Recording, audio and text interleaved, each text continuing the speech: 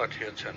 Atika answer লিখেছেন, আমি একটি ছেলেকে ভালোবাসি, সেও আমাকে ভালোবাসে। আমরা বিয়ে করতে চাচ্ছি, কিন্তু তার বাবা মা রাজি হচ্ছে না।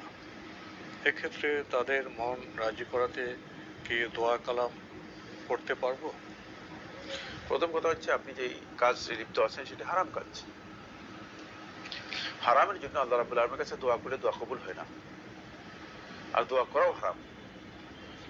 সুতরাং আপনি এই যে সম্পর্ক, অবৈধ সম্পর্কে লিপ্ত আছেন, হারাম সম্পর্কে লিপ্ত আছেন, যেটাকে আপনি বলছেন যে মানে ভালোবাসি, অবৈধ সম্পর্ক, এটা মূলত নিকৃষ্টতম শয়তানের একটা প্ররোচনা আপনার জন্য। এখান থেকে প্রথমে আপনাকে সম্পূর্ণরূপে বিচ্ছিন্ন হতে হবে, বেরিয়ে আসতে হবে। যদি বেরিয়ে না আসেন, তাহলে সেটা আপনার জীবনের জন্য ক্ষতির ভয়ঙ্কর কারণ হতে পারে। এরপর আপনি যদি কোনো কারণে ওই ছেলের পক্ষ থেকে আপনার কাছে প্রস্তাব আসে, তাহলে সেটা ভিন্ন বিষয়।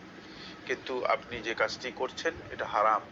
তো হারামের জন্য কোনো আমল, কোনো দোয়া করা, প্রথমে বেরিয়ে আসতে হবে, জি, তারপরে বৈধভাবে যদি প্রস্তাব আসে তখন সেটা সেভাবে সেটা দেখা যাবে। জি, আমরা জানলাম বিষয়টি সম্পর্কে। প্রিয় দর্শক, আরো একটি মেইল।